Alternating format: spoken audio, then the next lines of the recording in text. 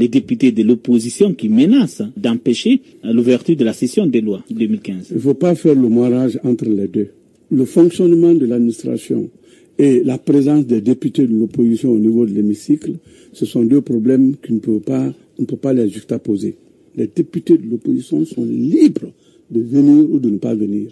Mais ce qui est sûr, selon la loi, l'ouverture de la session se fera le 7. Mais ils disent qu'ils vont l'empêcher en plus. C'est ça le problème. Ils ne peuvent pas empêcher. Comment? Ils ne peuvent pas. Qu'est-ce qu'ils peuvent? Ils sont députés comme vous.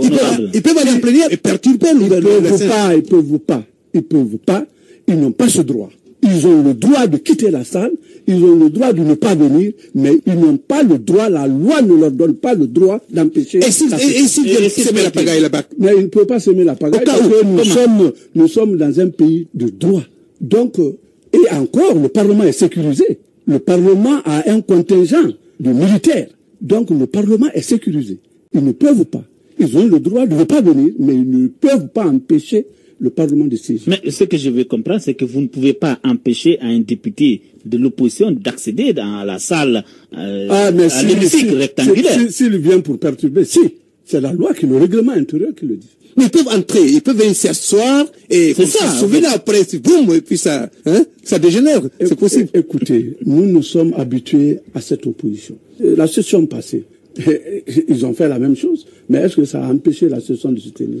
Non, là, ils n'avaient pas perturbé, ils se sont abstenus. Non, donc tu n'étais pas dans la salle.